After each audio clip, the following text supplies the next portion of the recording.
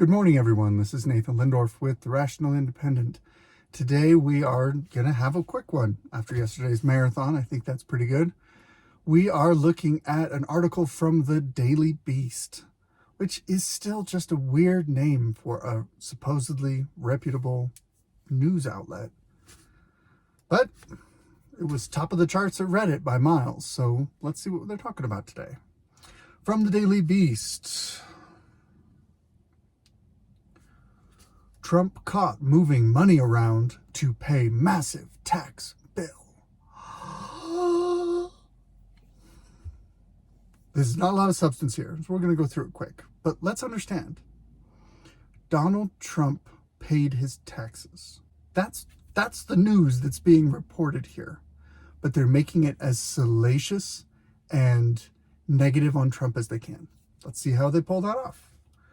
Trump wasn't supposed to be moving significant amounts of money around without notifying a court-appointed auditor.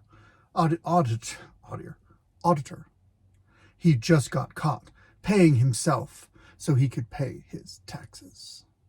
A court-ordered financial auditor has caught Donald Trump quietly moving $40 million from the Trump Organization into a personal bank account, seemingly so the former president could pay his whopping $29 million tax bill. Trump isn't supposed to be moving any money around without alerting Barbara S. Jones, a former federal judge in New York tasked with babysitting the Trump Organization for its relentlessly shady business practices. But on Wednesday, she notified a New York state court about some major bank transfers that were never brought to her attention by the Trumps. It's probably worth a video on its own to dive into the trial that's ongoing in New York right now. But let me offer just the 30-second view so we can put this in context. Donald Trump apparently is being charged with defrauding banks by overstating the value of his assets when using those assets to underwrite loans. It is worth saying that for every one of these deals that at least that I'm aware of, everybody made money. The banks got paid back. There was a return on investment. Trump got paid. This is not like, hey, I took all your money in a Ponzi scheme. I defrauded the bank. I defrauded investors, and I grabbed all this money and I ran off to an island and blew it all. We're talking about an ongoing business empire that has increased in value over the years due to successfully making real estate deals underwritten by banks. As any of you have dealt with real estate or really appraising assets in general, determining the value of an asset, it's called an appraisal. It's an opinion. That's all it is. It's an opinion.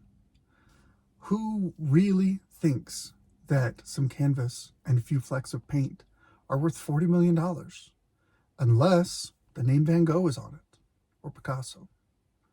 It's the opinion of the art world that such a rare and important piece would be worth millions of dollars. The actual real world value, not that much.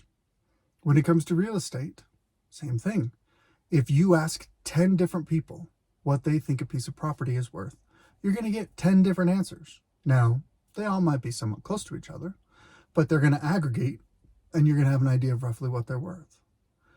The fact that he's being put on trial for effectively overstating, in his opinion, what his assets are worth, it's shady.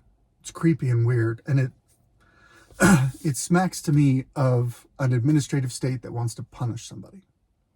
And so they're punishing Donald Trump, and they're trying, honestly. Now, let's look at what we're really dealing with the stakes. It is potentially possible that New York State could effectively steal his company, could effectively dissolve the current ownership and basically say, this is the fruits of a criminal enterprise, and seize it. That's what they're talking about. That's terrifying. Let's just throw that out there. That's a precedent I don't want set, regardless of the particulars of this deal. So those are the stakes. Now, in these so the fact is that the trial's ongoing, but the business is ongoing too. It's got to function. It's got to do stuff, okay? So they're not going to freeze the assets. They're not going to prevent the business from operating yet while the trial is ongoing. And so as a middle ground, the judge in the case basically apparently ordered saying, listen, we're going to have an auditor that's going to pay attention to the way you're moving money around, because if you feel like you're about to get dissolved, you might want to start hiding money. You might want to start pulling money out of the business that's about to get blown up and start shoving it in mattresses and doing all sorts of squirrely stuff, so that when people come to seize the assets, oh, sorry, it's not here anymore. That's what auditors are for. So that's the reasoning for this auditor. Okay.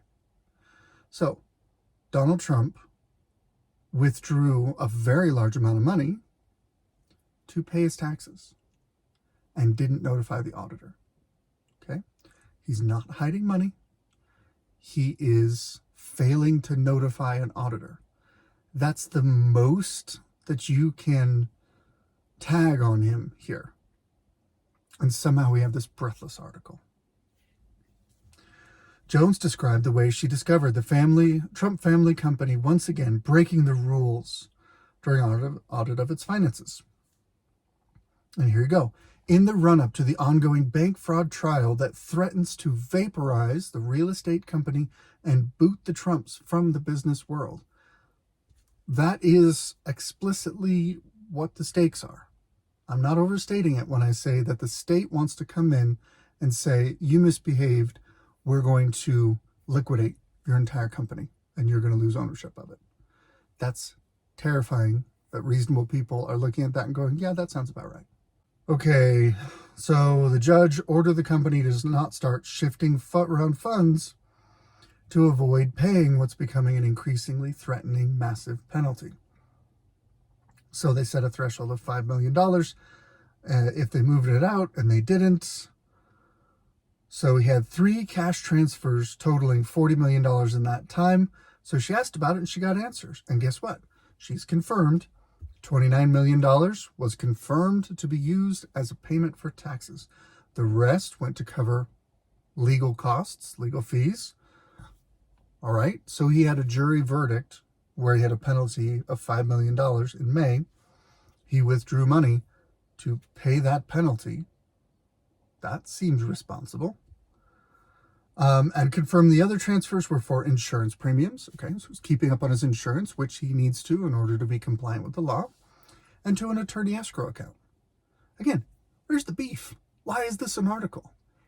One of the reasons why people who are not captured by lefty media have trouble believing the hype is that this is what you're pointing to. When you say Trump's a bad man, Trump's a bad man, he's terrible, look at this. He paid his taxes, and he paid a jury penalty, and he paid his insurance and his lawyers. How is that bad? Like, great, point out bad stuff. That's fine. But if he's really Hitler, this is pretty weak sauce. Oh, and that's it. That's the whole article. Trump got caught paying his taxes. All right, everybody. We're going to keep it short today. This is Nathan Lindorf with The Rational Independent. This has been my Reddit rant. Good luck out there.